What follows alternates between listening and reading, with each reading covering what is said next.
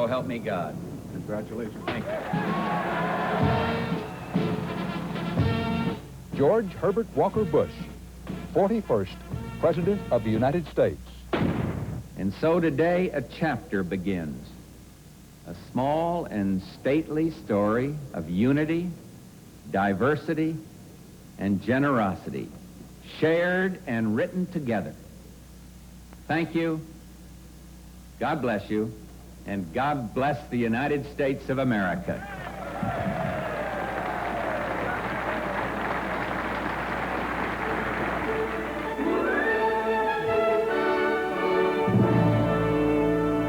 This is the CBS Evening News. Dan Rather reporting tonight from our inauguration headquarters in Washington. Good evening. George Bush is the new president. Dan Quayle is the new vice president. The Bush-Quayle administration began here today amid pomp, pageantry, and a world of problems. Tomorrow, said George Bush in his inaugural address, the work begins. Today, the parade bands and the U.S. Constitution played on.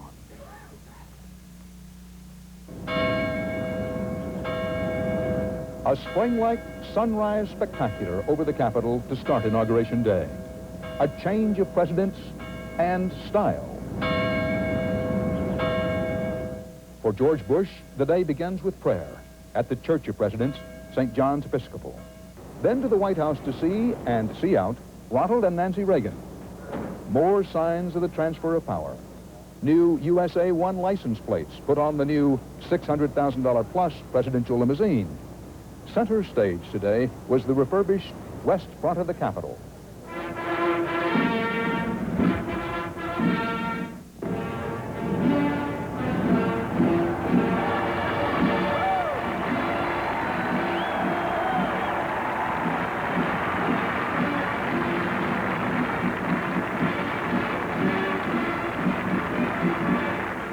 Dan Quayle becomes Vice President of the United States, sworn in by Supreme Court Justice Sandra Day O'Connor. Moments later, George Bush takes the oath from Chief Justice William Rehnquist. I, George Herbert Walker Bush, do solemnly swear That I will faithfully execute the office of President of the United States. that I will faithfully execute the office of President of the United States And will, to the best of my ability, and will, to the best of my ability, preserve, protect, and defend the Constitution of the United States. preserve, protect, and defend the Constitution of the United States. So help me God. So help me God. Congratulations. Thank you. The same 35-word oath sworn by George Washington 200 years ago and every president since.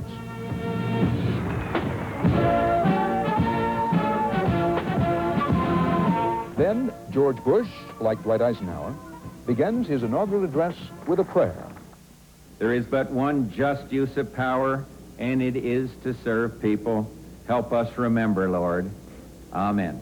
President Bush talked of old values and a new breeze, the American pitch-in spirit. My friends, we are not the sum of our possessions. They are not the measure of our lives. In our hearts, we know what matters. No president, no government can teach us to remember what is best in what we are. But if the man you have chosen to lead this government can help make a difference, if he can celebrate the quieter, deeper successes that are made not of gold and silk, but of better hearts and finer souls, if he can do these things, then he must. President Bush also reached out for bipartisan cooperation with Congress. To my friends, and yes, I do mean friends, in the loyal opposition, and yes, I mean loyal, I put out my hand. The American people await action. They didn't send us here to bicker. They ask us to rise above the merely partisan. And Mr. Bush spoke of unfinished business, a plea for help to bring remaining U.S. hostages home from the Middle East. There are today Americans who are held against their will in foreign lands, and Americans who are unaccounted for. Assistance can be shown here and will be long remembered. Goodwill begets goodwill. The transfer complete. A bittersweet end to Ronald Reagan's long goodbye. A final salute, a snap salute back. As trying to keep the tears from flooding down my cheeks. That's what was going through my mind. Now, private citizen Ronald Reagan says goodbye to Washington. The Reagans leave center stage. Wheels up for California. Then, for the new administration, it was on with the show. The Bush Quail inaugural parade bash. Instead of a new breeze blowing, a stiff, cold wind. George and Barbara Bush walked right into it. A bit of orchestrated spontaneity as they left their car to take it all in.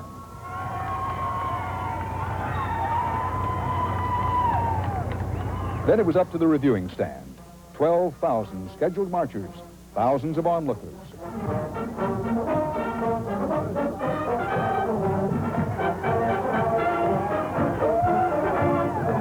There was a vintage World War II plane, like the bomber George Bush was shot down in off Japan.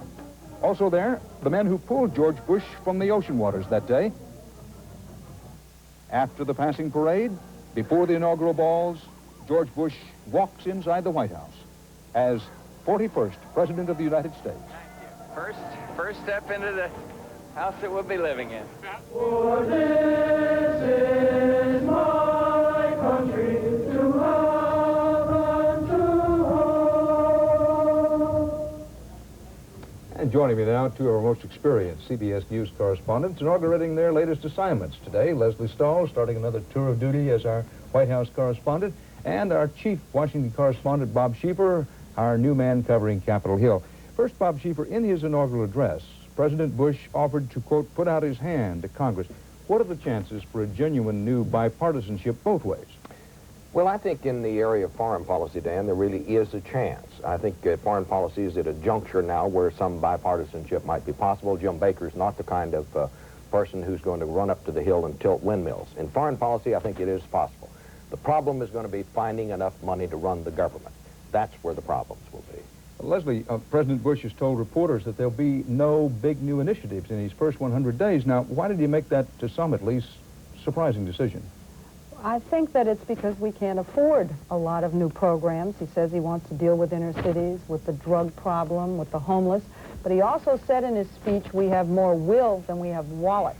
And I think he is admitting openly that there are limits on his ability to put out programs, which these initiatives would be, that are going to make the deficit even worse. Well, Leslie and Bob, what's President Bush's biggest problem, Bob?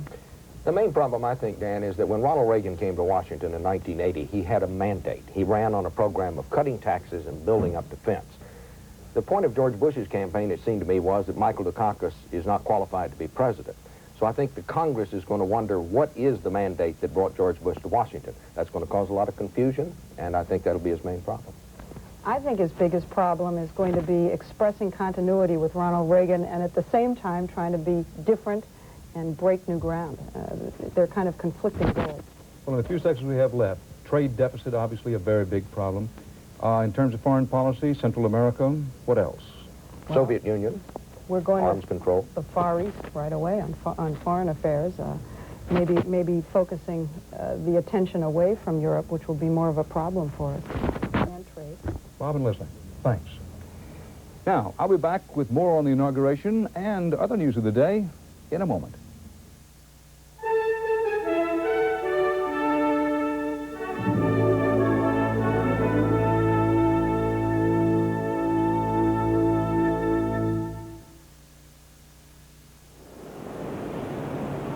One night, not too many years from now, some companies will have great cause for celebration.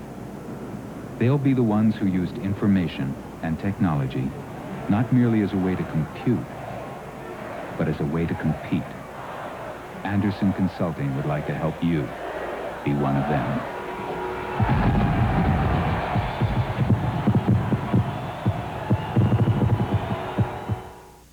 Joseph Roquet suffers from frequent sinus headaches. I have nothing but pressure and build-up of pain right in through here. That's when you need Tylenol Sinus with the maximum strength of Tylenol pain reliever to help knock out sinus pain and the maximum amount of decongestant to break up sinus pressure fast. It eliminated the pain and it eliminated the pressure. I feel great as a result of it. Maximum strength Tylenol Sinus medication. It's stronger than sinus headaches and it won't make you drowsy. I don't know. What's missing in these new special request soups from Campbell's? I don't know. Want to guess? I don't know. About a third of the salt. That's what Campbell soups are. Good. The low-priced Subaru Justy with four-wheel drive. Think of it as a Range Rover that's more in your range. No major injuries reported, but there was a time of terror in the skies over Colorado today. The pilot of a United Express commuter plane carrying 26 passengers glided it to safety after losing power in both engines. The plane was bound from Denver to Durango when first the right engine, then the left, went out. The pilot safely landed the Convair 580 on a dirt road about a mile from the Buena Vista Airport. Near Chicago today, only the pilot's skill stood between another group of passengers and disaster. Frank Courier reports on that.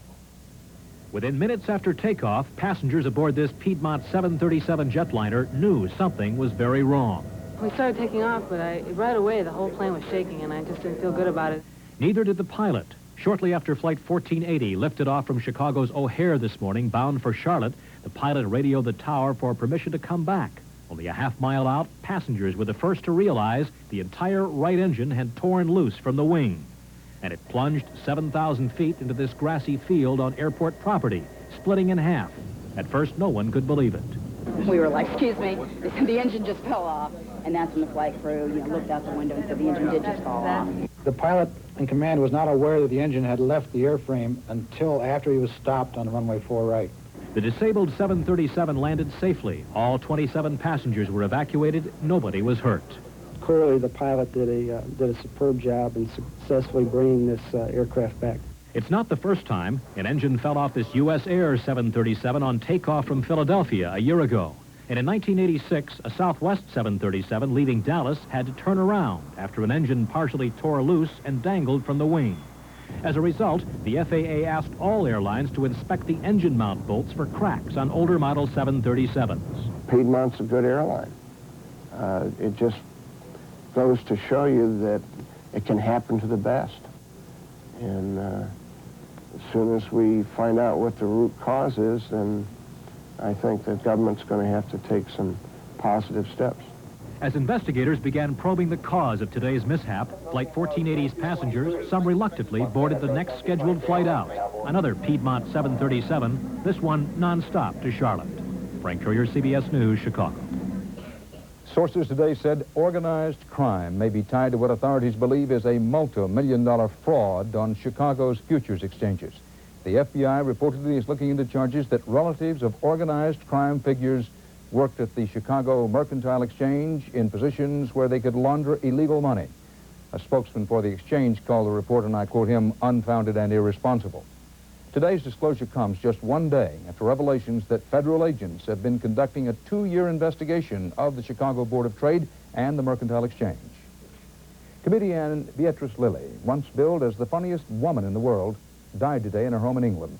She was 94.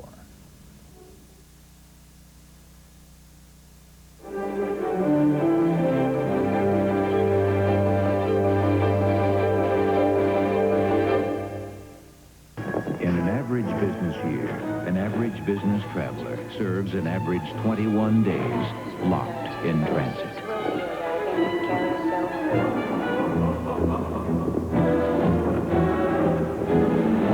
National has a way to reduce your sentence.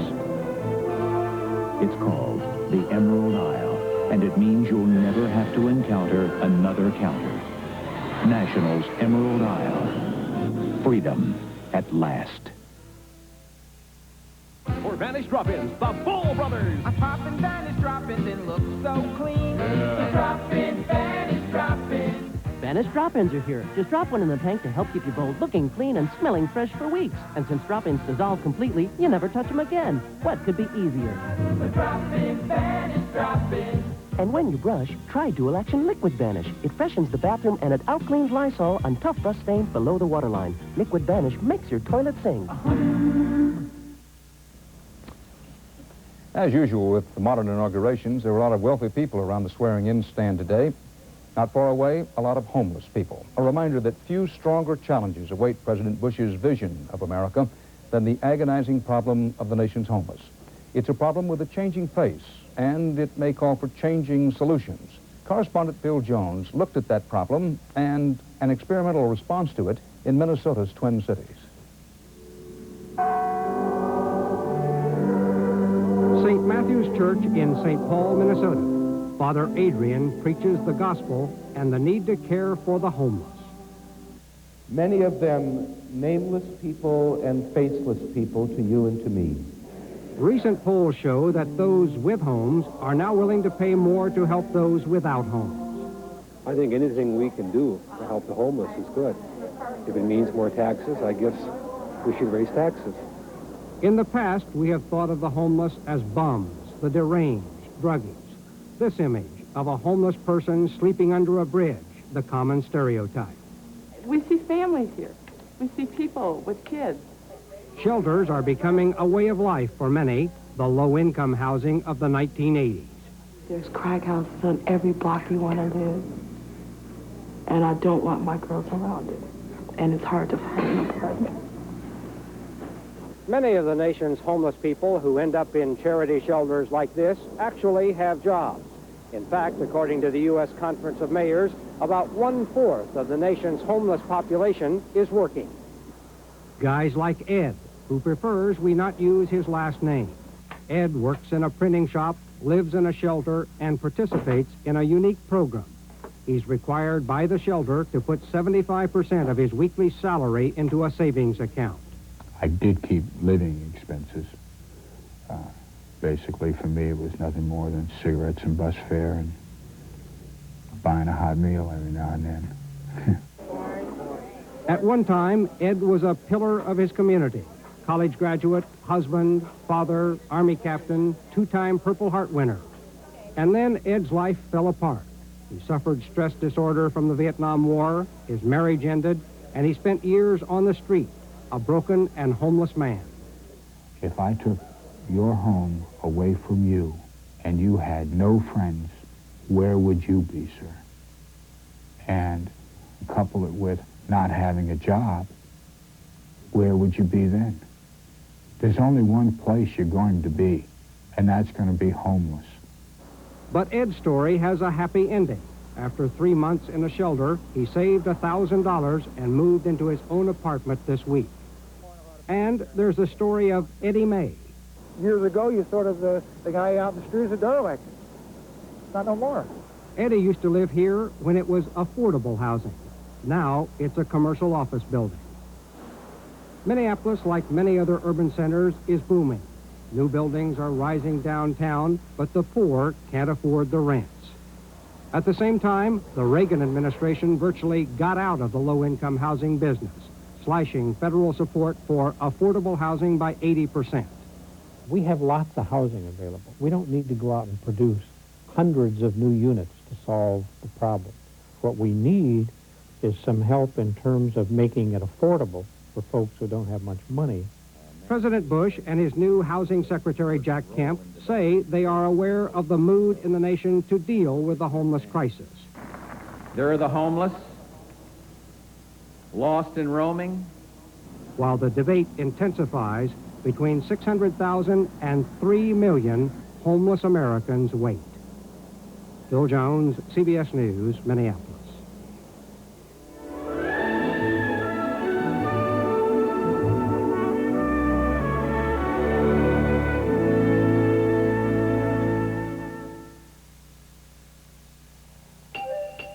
I remember when I was a young man, my father telling me about the Acoma Indians. Their culture and history were one of America's greatest glories. Well, now I got the time to see it for myself. Of course, affording it's another matter. I wasn't sure I could make it, but AARP helped with discounts on hotels, motels, even the car I rented. So here I am. And you know what? My father was right. AARP, making a difference. Do you love shrimp? Red Lobster's got it. Lots of shrimp at a great price. Don't miss it. The Shrimp Spectacular Platter, just $7.95. shrimp 4 different ways, all on one plate. Crispy fries, spicy Cajun popcorn, zesty lemon pepper, and presenting our delicious new grilled shrimp. That's the Shrimp Spectacular Platter, just $7.95. Kids shrimp, $1.95. But hurry, or you'll miss it at Red Lobster. And for all your football parties, call for Party Platters to go, ready in just 1 hour. Great news. I don't need surgery for my hemorrhoids.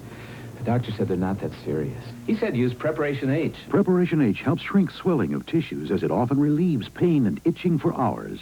Preparation H, also in new cream. Next time you get heartburn, consider yourself lucky, because now Rolaids comes in assorted fruit flavors, still calcium-rich, sodium-free, and as effective as ever. Assorted flavored Rolaids. Relief never tasted so good. California, here they come. Fact is, they're already there. After the long leave-taking from Washington and from power, welcome home ceremonies as private citizens Ronald and Nancy Reagan arrived in Los Angeles this evening. Bill Plant is there with them. Dan, it's a Los Angeles welcoming home ceremony, all right, with stars of Hollywood and other Californians present on the stage. Ex-President Ronald Reagan has just begun speaking, telling about how difficult the leave-taking was, and yet how glad he is to be home. On the flight here, a few minutes after takeoff, the Reagans began working their way back through the cabin, greeting the friends and staff members who had traveled with them. They then held a long, relaxed interview with members of the press who were traveling with them. And they said that the leave-taking hadn't been easy, and they talked about the inheritance that Mr. Reagan had left for George Bush. Somebody summed it up in a line and said that we've won the Cold War. I think we're nearer to peace than we've ever been since World War II. I think there's a better relationship worldwide than we've had, and certainly the economic situation is something different than it was when we came here in '80. We've never had a recovery that has been as long as this, as sustained, and with as much gain for the people. 19 million new jobs. And the bulk of those jobs are higher than $20,000 a year. They're not make-work jobs in which people are going to be down living in poverty. There were some lighter moments, too, Dan. Mrs. Reagan jumped in at one point. She just had to tell us, she said, that Ronald Reagan never took naps. Never, we said. Never in 8 years, she said, did he take a nap. Dan? Well, Bill, when the former president, now talked about the economic recovery, which on the record he's certainly entitled to do, did he talk at all about the trade deficit, or for that matter, the increasing federal overall deficit? No, he didn't, Dan. Those are not things on which he dwells as he leaves office, and didn't in any of his interviews which he gave in the last few days. He'll admit, if you push him hard enough, that he's sorry about the deficit, but he tends to blame it, as you know, on the Congress and not on his administration. And did he talk about what he considered to be his greatest accomplishment? His greatest accomplishment, although he didn't mention it today, we know that he considers to be bringing America back to a point where it could feel good about itself. And he did that, restoring that pride he feels, by building up the military and by explaining to Americans that things were all right, that there was going to be a future. We know from things that he and his staff have said, Dan, that he believes that to be his hallmark, his signature accomplishment. Bill Plant, California, thanks. And we'll have more news in a minute.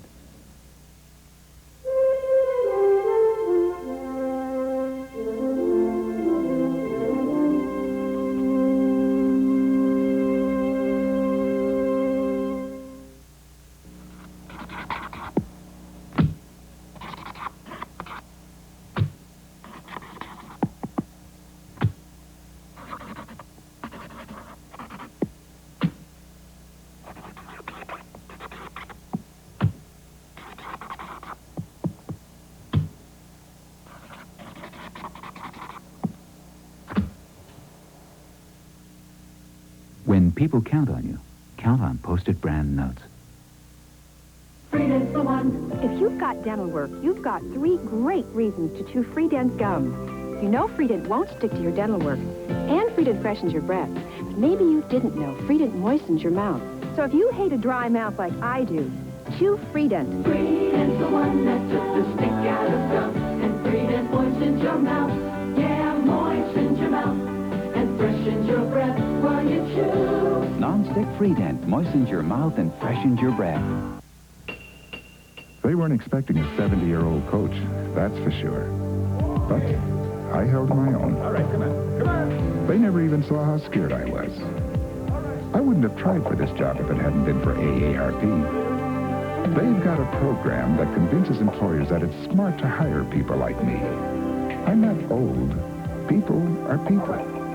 Some of us have just had a little more practice. That's all. AARP, making a difference. The Bush-Quayle administration has begun. The orderly, peaceful change in the chain of command has been made. A 200-year-long, unbroken chain of peaceful constitutional transfer of power.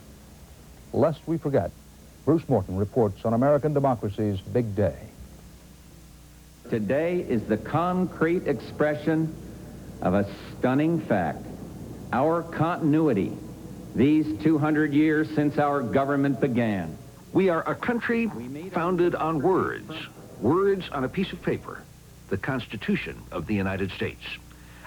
We fought one bloody civil war to preserve the words, but otherwise they have protected us for 2 centuries, allowing power to pass peacefully from leader to leader, party to party. I, Franklin Delano Roosevelt, do solemnly swear that I will faithfully execute the office of President of the United States and will, to the best of my ability, preserve, protect, and defend The Constitution of the United States. So help me God. So help me God. It wasn't that the men were extraordinary. We have had some great presidents, but most were ordinary. Millard Fillmore, Franklin Pierce, Warren Harding. It was the words that worked. In many other countries, this is Haiti, power really does grow out of the barrel of a gun. Not here. Maybe that's why so many reporters from other countries came here this week to watch our piece of paper work. It doesn't turn us into paradise. The fires that burned in Miami this week are a reminder, if we needed one, of that. But the words on paper give us our bearings, give us room to try to solve our problems. The words have guarded us for 200 years now. There isn't anything else quite like them. If we could go back to that stuffy, crowded meeting room in Philadelphia with a message, it could be very short. All we'd really need to say is, thank you, it still works.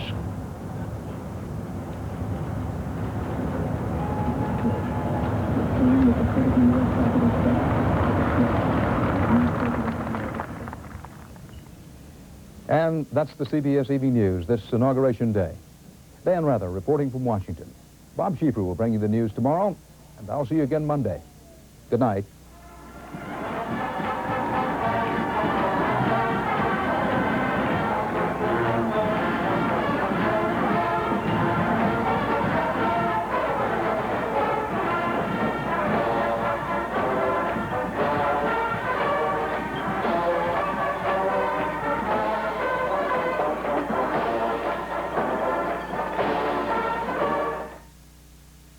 This is CBS. The Lone Star's back in Washington celebrating with